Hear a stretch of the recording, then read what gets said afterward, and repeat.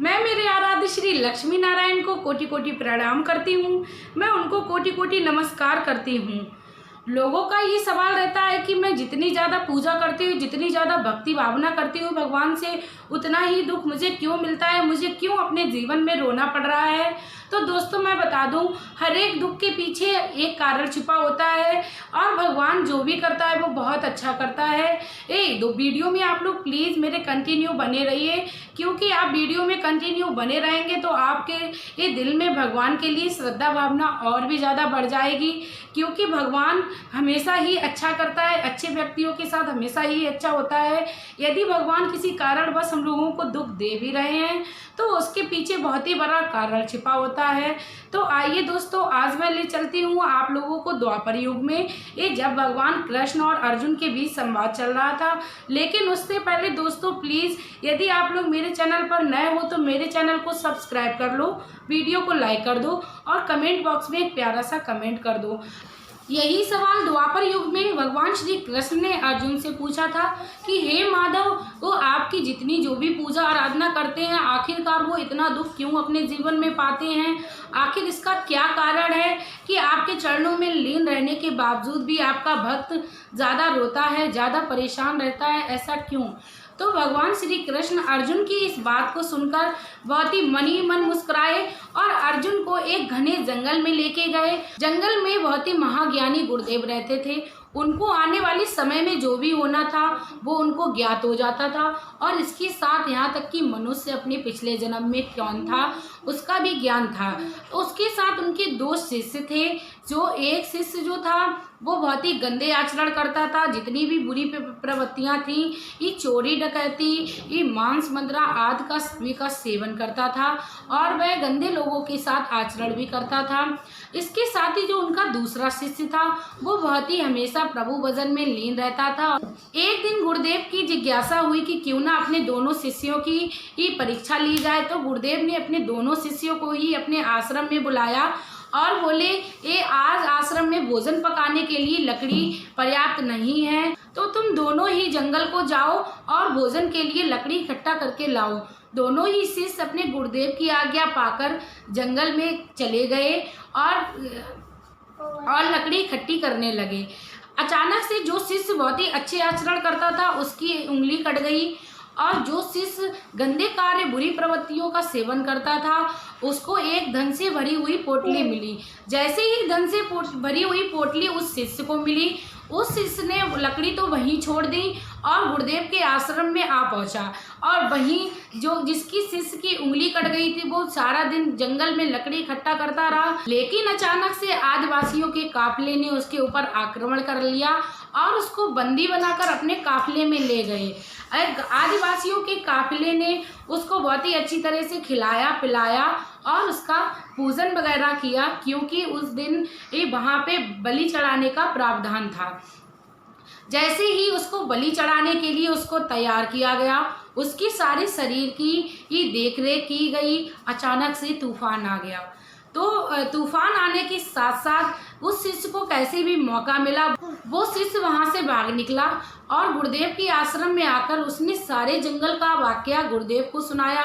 गुरुदेव को बोला, गुरुदेव मैं बहुत ही अच्छे शुभ कार्य करता हूँ और प्रभु भजन में हमेशा ही लीन रहता हूँ, तब मेरे साथ आज इतनी बुरी घटना हुई, मेरी उंगली भी कट गई। उसके बावजूद मुझे एक आदिवासियों का काफिला भी पकड़ ले गया, वो तो मैं बलि चढ़ने ही वाला था कि अचानक से तूफान आ गया।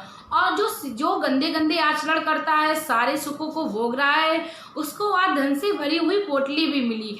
गुरुदेव शिष्य की बात सुनकर मन ही मन मुस्कुराए और बोले, शिष्य आज तुम्हारी मृत्यु निश्चय थी, और जिस शिष्य को धन से भरी हुई पोटली मिली, सच बात तो ये है आज उसको खजाना मिलने का मौका था। वो अपने पूर्व जन्म में बहुत ही पुण्य कार्य करता था, बहुत ही अच्छी अच्छी आदतों का सेवन करता था, और इस जन्म में उसने बहुत ही गंदे कार्य किए, इसीलिए खजाना मिलने का समय था वो नष्ट हो गया। उसने अपने गंदे कार्यों से पिछले जन्म के आधे से ज़्यादा पुण्य खत्म कर लिए, इसलिए भगवान ने उसको थोड़ा सा ही धन देके काम चला दिया। रही बात तुम्हारी जंगल में उंगली कटी, इसके पीछे भी एक बहुत बड़ा कारण है। और आदिवासियों का काफिला जो कि तुम्हें पकड़ ले गया था, और तूफान आने से तुम बच के वहाँ से निकल आए, इसके पीछे भी बहुत बड़ा कारण है। गुरुदेव बोले, यदि तुम्हारी उंगली जंगल में ना कटी होती तो तुम आदिवासियों के आज शिकार बन गए होते, तुम्हारा अस्तित्व इस दुनिया से आज खत्म हो गया होता, क्योंकि बलि चढ़ने वाला व्यक्ति सारे अंगों से शहीद होना चाहिए, उसके शरीर के एक भी अंग छिन्न भिन्न नहीं होने चाहिए। और जो तूफान आया था, स्वयं नारायण तुम्हारी रक्षा करने आए थे, क्योंकि इस जन्म में तुमने बहुत ही शुभ कार्य किए, तुमने बहुत ही अच्छे आचरण का सेवन किया, इसीलिए भगवान ने खुश होकर तुम्हारी आज मृत्यु को टाल दिया और थोड़े ही संकट में तुम्हारी मृत्यु आज टल गई।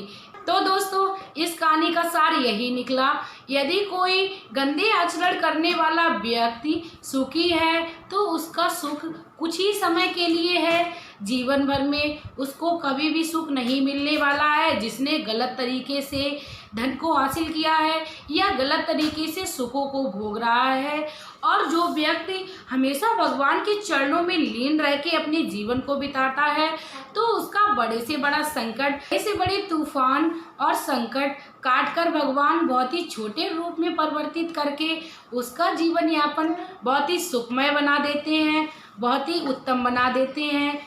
तो प्रभु भजन में हमेशा ही लीन रहना है, क्योंकि भगवान कहीं ना कहीं हम लोगों को हमारी पूजा का परिणाम अवश्य देते हैं, हमारे बच्चों को देते हैं, हमारे आने वाली पीढ़ियों को देते हैं, और खुद हमें भी देते हैं। यदि हम लोग पूजा कर रहे हैं, जब हम लोग मरकर भगवान के पास जाते हैं तो परम मोक्ष की प्राप्ति करते हैं, और वो स्वयं आते हैं लेने के लिए, और भगवान अपने धाम को लेके जाते हैं।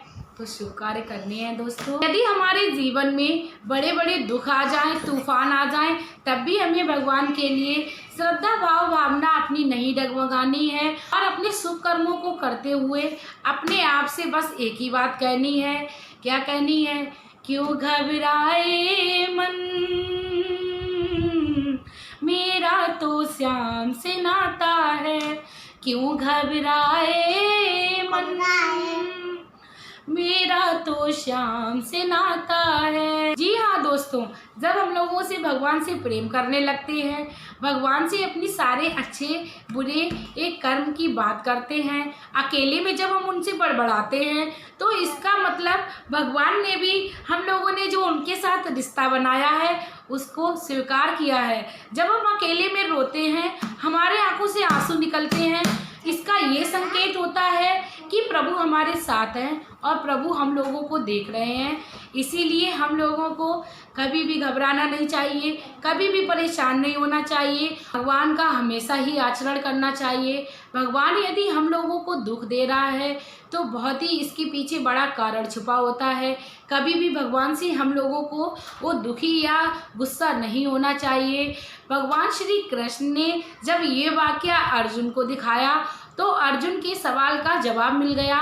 भगवान श्री कृष्ण बोले, अर्जुन, जो भी व्यक्ति मुझे सच्चे हृदय से अपना मानता है तो वो कुछ ना कुछ मुझसे रिश्ता रखता है, या तो पिता का रिश्ता रखता है, या भाई का रिश्ता रखता है, या अपने पति का रिश्ता रखता है, कुछ ना कुछ अपना संबंध रखता है। भगवान श्री कृष्ण बोले, अर्जुन, आज मैं इसका सबसे बड़ा उदाहरण तुम्हें एक माँ से देता हूँ। एक माँ के एक पुत्र था, उसका पुत्र जो है वो गंदी गंदी प्रवृत्तियों का आचरण करने लगा था। माँ को जानकारी हुई तो माँ ने जिसकी संगत में वो रह रहा था उससे कुछ नहीं बोला, लेकिन अपने बेटे को एक जमकर थप्पड़ लगाया। उसके पीछे का रीज़न ये था क्योंकि मनुष्य हमेशा ही अपने व्यक्ति को ही थप्पड़ मारता है, क्योंकि माँ हमेशा ही अपने ही बच्चे को डांटती है, क्योंकि दूसरे से कुछ कहने का हक हम लोगों के पास नहीं होता है। ठीक इसी प्रकार अपने ही भक्त को भगवान सही और गलत का परिणाम देते हैं। इसलिए अर्जुन, यदि किसी व्यक्ति को किसी कारणवश दुख या तकलीफ मिल रही है तो उसके पीछे बहुत ही बड़ा कारण छुपा होता है। भगवान के लिए सारे ही बच्चे उनके बराबर हैं, जो जैसे कर्म करता है उसी के अनुसार मैं फल देता हूँ। तो दोस्तों लास्ट में मैं आप लोगों से यही कहना चाहूँगी कि कभी भी भगवान के लिए हमें अपने मन में क्रोध या गुस्सा नहीं लाना चाहिए। चाहे कितना बड़ा भी तूफान हमारे जीवन में आ जाए, लेकिन भगवान के लिए श्रद्धा भावना कभी भी नहीं डगमगानी चाहिए, क्योंकि हमारे जीवन में जो बड़े बड़े तूफान होते हैं भगवान की शरण में आने पर उनको बहुत ही थोड़ा करके प्रभु हम लोगों को देते हैं। क्योंकि हम लोगों को क्या पता होता है कि हमारे जीवन में कितनी बड़ी घटना घटित होने वाली है, लेकिन भगवान के आचरण करने से भगवान हमारे अनजाने में बहुत सारे संकट टाल देते हैं, बहुत सारे संकट काट देते हैं। इसीलिए हमें सदैव सत्य का साथ देना चाहिए, कभी भी गंदी प्रवृत्तियों का सेवन नहीं करना चाहिए, कभी भी गंदी प्रवृत्तियों का आचरण नहीं करना चाहिए, क्योंकि गलत तरीके से किया हुआ कार्य प्रभु को कभी भी नहीं भाता। आपको हमेशा ही अच्छे शुभ कर्म करने चाहिए और अपने शुभ कर्मों को करते हुए अपने सद्मार्ग पे चलना चाहिए, क्योंकि सद्मार्ग पे चलने वाला व्यक्ति हमेशा प्रभु को प्यारा होता है और भगवान उसको अंत समय में बहुत ही अच्छा परिणाम भी देते हैं। इसके साथ ही हम लोगों को मरकर मोक्ष की प्राप्ति भी कराते हैं। इसीलिए प्रभु के चरणों में हमेशा लीन रहना चाहिए, हमेशा ही उनका गुणगान करना चाहिए। तो दोस्तों यदि आप लोगों को इस जानकारी का ज्ञान हुआ हो तो प्लीज़ आप लोग मेरे चैनल पर नए हो तो प्लीज़ चैनल को सब्सक्राइब कर लो, वीडियो को लाइक कर दो और कमेंट बॉक्स में श्री हरि श्रीमन नारायण नारायण का एक प्यारा सा कमेंट कर दो। और इसके साथ ही मैं वीडियो में लास्ट में आप लोगों से लेना चाहूँगी विदा। अपना प्यार और कीमती समय देने के लिए धन्यवाद।